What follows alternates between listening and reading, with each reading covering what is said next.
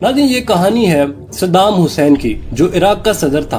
उसने 24 बरस तेल की दौलत से मालामाल मुल्क पर हुक्मरानी की। इराक में उसको कोई चैलेंज नहीं कर सका। हर चीज पर उसका कंट्रोल था। मुखालिफिन उसके नाम से भी डरते थे। ये 28 अप्रैल 1937 को इराक के एक छोटे से गांव में पैदा हुआ। सद्दाम की पैदाइश से पहले ही उसके भाई और वालिद का कैंसर से इंतकाल हो चुका था। सद्दाम की पैदाइश के बाद उसकी मां ने दूसरी शादी कर ली। अब सद्दाम का सुतेला बाप उसे तशद्दुद का निशाना बनाता रहा। सद्दाम घर से भागा और 10 साल की उम्र में बगदाद में अपने चचा के पास रहने लगा। चचा के जेरे साया उसने तालीम हासिल की और बाद में सियासत में मुतहरक हो गया। सद्दाम 20 वर्ष का हुआ तो उसने पढ़ाई छोड़कर इनकलाबी पार्टी ज्वाइन कर ली। ये एक छोटी सी पार्टी थी, इतनी छोटी पार्टी कि उसके अरकान की तादाद सिर्फ 300 थी। सद्दाम के ये पार्टी ज्वाइन करने के 1 साल के बाद ही इराक से बादशाहत का खात्मा हो गया। सद्दाम हुसैन ने मंसूबा बनाया कि सदर को कत्ल कर दिया जाए। उसने अपने ही साथियों के साथ मिलकर सदर पर कातलाना हमला किया, लेकिन वो बच गया।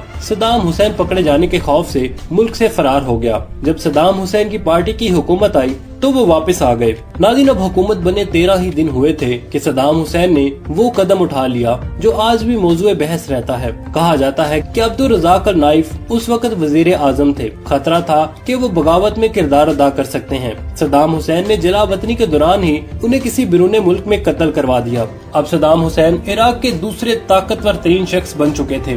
नाज़रीन, सदर एक बूढ़ा शख्स था, लेकिन पार्टी के तमाम तर मामलात पर्दे के पीछे सद्दाम हुसैन चलाते थे। वो इराकी फौज में जनरल का ओहदा भी पा चुके थे। ताकत पर अपनी गिरफ्त मजबूत कर चुके थे। आखिरकार 16 जुलाई 1979 को सद्दाम हुसैन ने सदर को इस्तीफा देने पर मजबूर कर दिया और खुद मुल्क के सदर बन गए। अब वो इराक के सदर थे और फौज के सुप्रीम कमांडर भी। सदर बनते ही सद्दाम हुसैन ने अपनी पार्टी से गद्दारों को साफ करने का फैसला कर लिया। 16 जुलाई को वो सदर बन गए। ठीक 6 दिन के बाद 22 जुलाई को उन्होंने बाज पार्टी रहनुमाओं का इजलास बुला लिया। इस इजलास में पार्टी के अंदर डबल गेम करने वाले 68 रहनुमाओं के नाम पढ़कर सुनाए गए। इन तमाम 68 अरकान को बेवफा और गद्दार का लेबल लगाकर कमरे से निकाल दिया गया और जैसे ही ये कमरे से निकले इनको हिरासत में ले लिया गया। बाद में इनको सजाए मौत सुना दी गई, लेकिन सजाए मौत से पहले ही फायरिंग स्क्वाड के जरिए इनको कत्ल करवा दिया गया। नाज़रीन, इधर सद्दाम हुसैन इक़्तिदार में आए तो उधर ईरान में इमाम खुमैनी अपनी हुकूमत कायम कर चुके थे।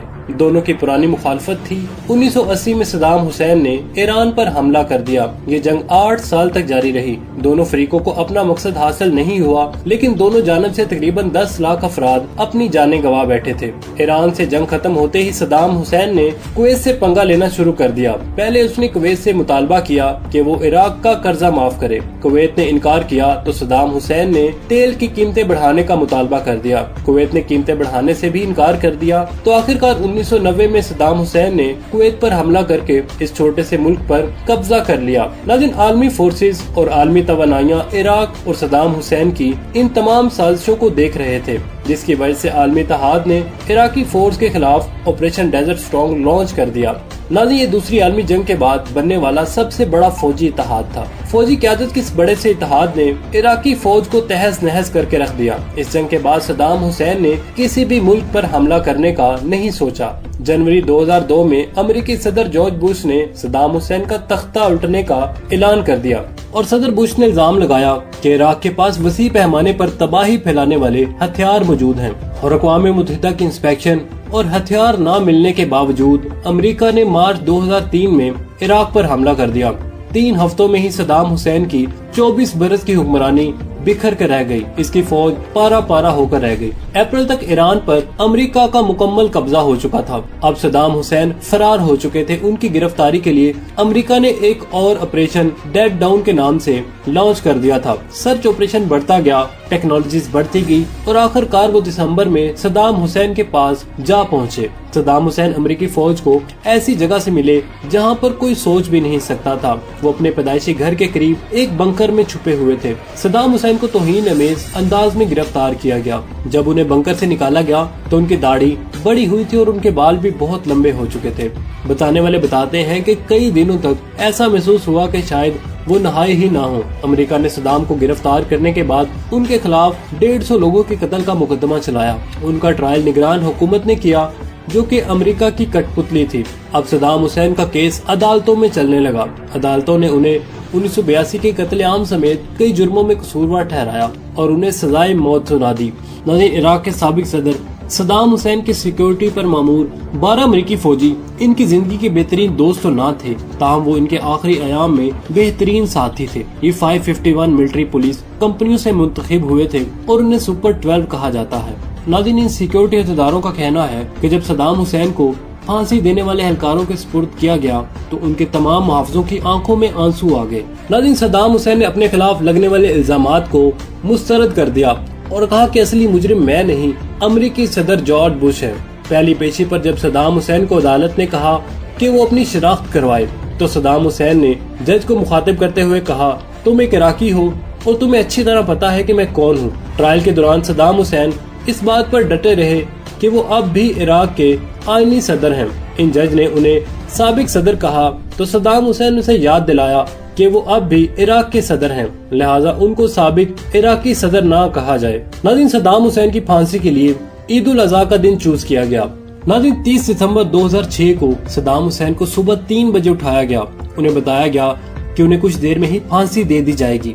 सदाम को मायूसी हुई, वो खामोशी से जाकर नहाए और फांसी के लिए खुद को तैयार करने लगे। अपनी फांसी से कुछ देर पहले ही सदाम हुसैन ने अपने सिक्योरिटी एहलकार को बुलाया और अपनी कलाई पर बांधी गई घड़ी उसे दे दी। उन्हें 30 दिसंबर 2006 को अवाम के सामने सरेआम फांसी दी गई। लोगों ने मोबाइल से उनकी वीडियोस बनाई जो मिनटों में ही पूरी दुनिया में फैल गई। जब सदाम हुसैन को तख्तादार पर लाया गया तो वो दुरूद शरीफ पढ़ रहे थे। उन्होंने एक बार कलमा शहादत भी पढ़ा। नाज़रीन, सदाम हुसैन के मुकदमे की समाअत के दौरान इनके 3 वकीलों को कत्ल कर दिया गया। इनके बाद इनके मुवक्किलीन ने अदालती कार्रवाई का बाइकाट किया और सदाम हुसैन ने भूख हड़ताल कर दी। अदालती कार्रवाई के इख्तिताम से कबल सदाम ने अदालत को लिखे गए एक खत में कहा कि इन पर मुकदमा अमरीकी ख्वाहिशात के मुताबिक चल रहा है। सदाम हुसैन के खिलाफ अदालती कार्रवाई बगदाद में खुसूसी ट्रिब्यूनल में सख्त हिफाजती इंतजामात के तहत चलाई गई। इस दौरान 5 जजों पर मुश्तमिल एक पैनल अदालती कार्रवाई का जायजा लेता रहा। बहुत से बैनुल अक़वामी मुकदमात की तरह सदाम पर मुकदमा इनके अपने ही लोगों के जरिए चलाया गया। सदाम हुसैन ने फांसी की सजा सुनने के बाद फायरिंग स्क्वाड के जरिए मौत की दरख्वास्त की थी। इंसानी हकूक़ के बैनुल अक़वामी इदारों ने इस कानूनी अमल के बारे में तशवीश का इजहार किया। जुर्म साबित करने वाले शुकूक व शबाह से बालातर इस मेयार को बरकरार रखा जाता है जो आलमी मुकदमा के लिए तसव्वुर किया जाता है। नाज़रीन, 30 दिसंबर 2006 सदर सदाम को फांसी दे दी गई। इससे पहले अमरीकी फौजियों ने उन्हें इराकी कठपुतली इंतजामिया के सुपुर्द किया। फांसी का मंजर इंटरनेट पर जारी कर दिया गया था। इसमें देखा गया है कि फांसी देने वाले इराकी शिया रहनुमा मुक्तदा सदर के नारे लगा रहे थे। सदाम हुसैन कलमा शहादत पढ़ रहे थे कि उनका तख्ता गिरा दिया गया। नाज़रीन, आलमी मुबस्सिरीन ने सदाम हुसैन के हौसले की तारीफ की। नाज़रीन, हमारी आज की वीडियो के बारे में आपका क्या कहना है? कमेंट सेक्शन में हमें जरूर बताइएगा। इसके साथ ही हमें इजाजत दीजिए। अल्लाह निगहबान।